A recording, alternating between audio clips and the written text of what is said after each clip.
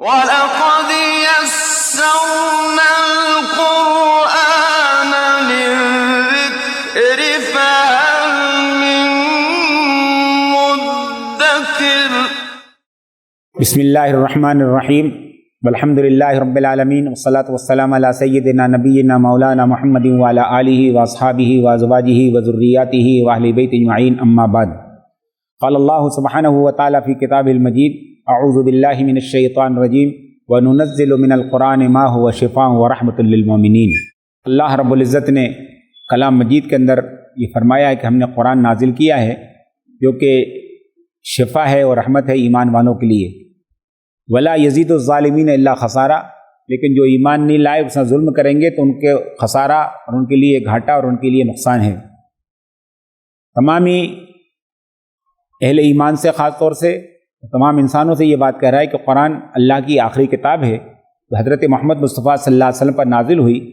اور قرآن وہ کتاب ہے ان ھذا القرآن یہدی للتی اقوم، جو بہترین راستہ دکھاتا ہے پوری انسانیت کے لیے۔ تو نمبر ایک پر تو ہم تمام انسانوں سے کہنا چاہتے ہیں، خاص طور سے ایمان والوں سے کہنا چاہتے ہیں کہ قرآن اللہ کی کتاب ہے، تو اس کا نمبر ایک پر تو یقین کیجئے کہ اس کا ایک ایک حرف اللہ کی طرف سے ہے اور انشاءاللہ قیامت تک رہے گا۔ دوسرا یہ کہ اس سے ہمارا زندہ تعلق، شعوری تعلق ہونا چاہیے، اس کے الفاظ بھی صحیح کرنا چاہیے، اس کی تلاوت بھی کرنا چاہیے، اس کے معنی اور مطالب کو سیکھ کر اس پر عمل کرنا چاہیے، اور ساتھ میں دوسروں کو پہنچانا چاہیے کہ اللہ رب العزت نے ہمیں اور آپ کو، یعنی ایمان والوں کو خاص طور سے یہ دولت عطا فرمائی ہے کہ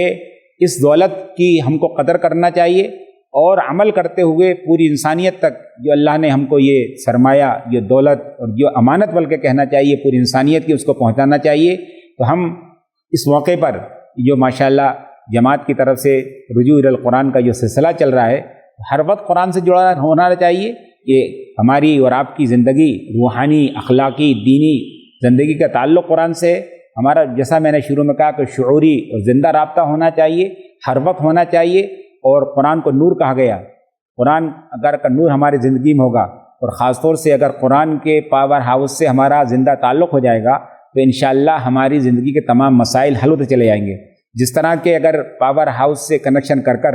اور سلیقے سے کسی ایکسپرٹ کی نگرانی کے اندر وائرنگ کر لی جاتی ہے تو اس سے آپ ٹھنڈک بھی حاصل کرتے ہیں، گرمی بھی حاصل کرتے ہیں، آپ اس سے ہوا بھی حاصل کرتے ہیں، تمام آپ کو اس سے ایک ہی کنیکشن ہوتا ہے۔ اسی طرح اگر ہم قرآن کے پاور ہاؤس سے علماء کی نگرانی کے اندر اور فقہا کی نگرانی کے اندر اگر ہم اپنی زندگی میں وائرنگ کر لیں گے تو انشاءاللہ زندگی کے تمام مسائل ہوں گے۔ تو ہم تمام ایمان والوں سے کہتے ہیں کہ نمبر ایک پر تو قرآن کی تلاوت کا اہتمام کیجئے، پھر اس کے معنی مطالب کو سیکھیے، اور معنی مطالب سیکھنے کے بعد اس پر عمل کیجئے، اور کوشش کیجئے کہ دوسروں تک بھی اس کی تعلیمات کو پہنچائیں۔ اور اس کے قرآن، حضور نے فرمایا کہ قرآن کے اندر 4 قسم کے احکامات ہیں: حلال ہے، حرام ہے، محکم ہے، متشابہ ہے اور امثال ہیں۔ فرمایا کہ جو اس کے حلال کو حلال جانو، حرام کو حرام جان کے اس سے بچو، اور محکمات پر عمل کرو اور متشابہات پر ایمان لاؤ، اور جو اللہ نے اس کے اندر امثال اور قصے بیان کیے ہیں اس سے عبرت حاصل کرو۔ تو ہم تمام اللہ کے احکامات پر ایمان لاتے ہوئے ہم یقین کریں کہ ہماری نہیں بلکہ پوری انسانیت کی کامیابی اس کے اندر ہے۔ تو ہم ایک ایک زندگی کا عمل قرآن کی تعلیمات کی روشنی میں کریں، اور خاص طور سے صبح سے لے کے شام تک جو بھی کام کرنا چاہتے ہیں، اللہ کیا کہتا ہے، رسول اللہ صلی اللہ علیہ وسلم کا حکم کیا ہے، کیا حرام ہے، کیا حلال ہے، کیا جائز ہے، ناجائز کرنا چاہیے۔ اور خاص طور سے اس موقع پر میں ہمارے تمامی جو حضرات اس سے جڑے ہوئے ہیں، کم از کم اس مہم کے ذریعے اگر یہ فائدہ ہو جائے کہ شادی اور نکاح اسلامی طریقے پر اور قرآنی ذہن سے اگر کر دیا جائے، مجھے امید ہے کہ انشاءاللہ اس سے بہت بڑا فائدہ حاصل ہوگا، برکت آئے گی، عافیت آئے گی، اور انشاءاللہ انسانیت کو ہدایت ملے گی۔ تو جتنے حضرات خاص طور سے جو اس مہم سے جڑے ہوئے ہیں ان سے میں بطور خاص کہنا چاہتا ہوں کہ اس بات کا عہد کیجئے کہ انشاءاللہ اس مہم کے دوران میں ہم قرآن کے حقوق ادا کرتے ہوئے انشاءاللہ ہم شادی کریں گے، اسلامی طریقے پر کریں گے۔ خاص طور سے 2 چیزوں کے بارے میں خاص طور سے تمام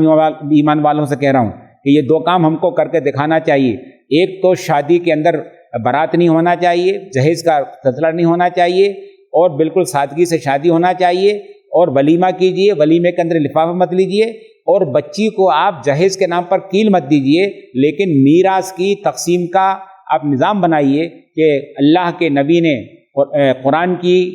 سورہ نساء کی پہلی آیت نکاح کے موقع پر پڑھی ہے اور سورہ نساء کے اندر ہی میراث کے پورے احکام بیان کر دیے گئے ہیں۔ تو اللہ تعالیٰ اس مہم سے تمام جڑنے والوں کو اس کی توفیق عطا فرمائے کہ وہ تمام اسلامی احکام پر عمل کریں، لیکن خاص طور سے میں جو حضرات اس مہم سے جڑے ہوئے ہیں ان کو ذمہ داروں سے خاص طور سے کہنا چاہتا ہوں کہ آپ طے کیجئے ہماری اس مہم کے درمیان میں انشاءاللہ ہم ایک نمونہ پیش کریں گے کہ ہماری مہم کا ہر آدمی شادی اسلامی طریقے پر قرآنی ذہن سے کرے گا۔ اللہ تعالی ہم سب کو عمل کرنے کی توفیق عطا فرمائے اور اللہ تعالیٰ قرآن کی نور سے پوری انسانیت کو منور فرمائے اور اللہ تعالیٰ قرآن کے نور سے ہمارے اعمال کو، ہمارے اخلاق کو بھی اور ہمارے قلوب کو منور فرمائے اور یہ نور ہمارے لیے قیامت تک کے لیے ہماری قبروں کے اندر، ہماری آخرت کے اندر ہمارے ساتھ بنے اور ہم کو جنت میں پہنچانے کا ذریعہ بنے۔ وآخر دعوانا ان الحمد للہ رب العالمین۔